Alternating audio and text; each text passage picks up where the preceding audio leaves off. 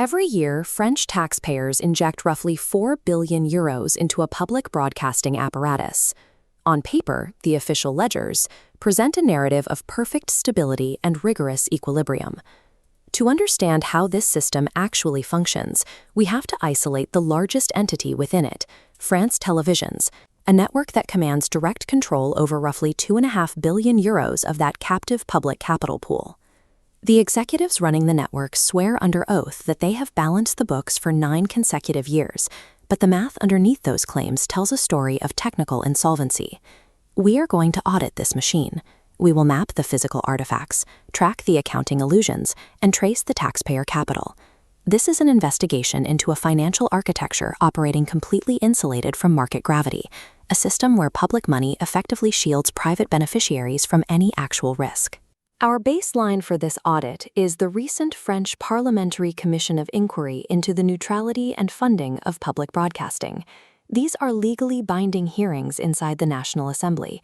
Executives are compelled to provide sworn testimony regarding their budgets under the explicit threat of perjury. To prosecute the claims made in these hearings, we rely on the ultimate empirical standard in French public finance, the Court of Auditors.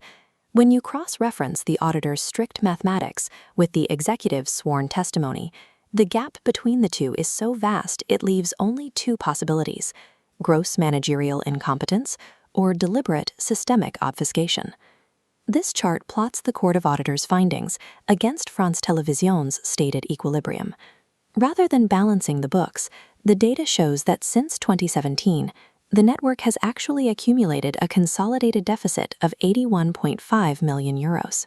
To mask this immediate cash shortage, management utilized a specific accounting mechanic. They secured a 70 million euro loan from the French state treasury, the Agence France Trésor, temporarily propping up the facade of liquidity. That facade collapsed in 2024. Cash reserves burned through 110 million euros in a single year, and the treasury plummeted into negative territory. The corporate damage goes much deeper than annual cash flow.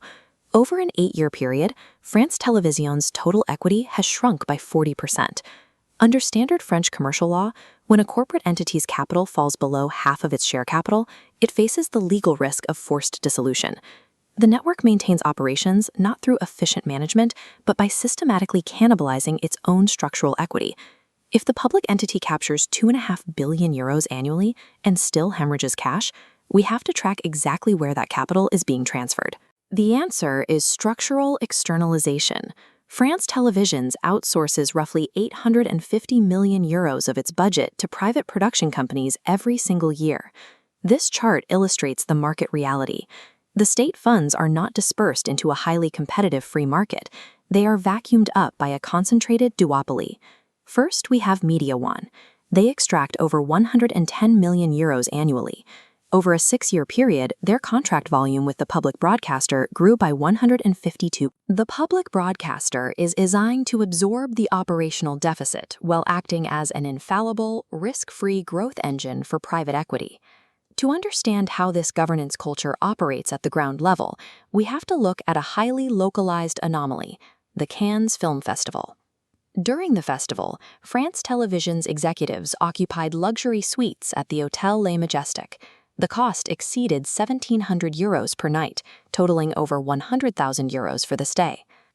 Under oath, the executives defended this practice by claiming these suites cost the taxpayer exactly 0 euros, describing the transaction as a barter system.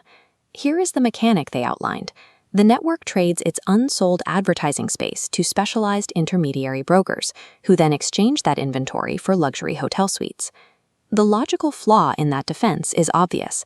Unsold public advertising space is not worthless trivia. It is a monetizable public asset with a strict market value.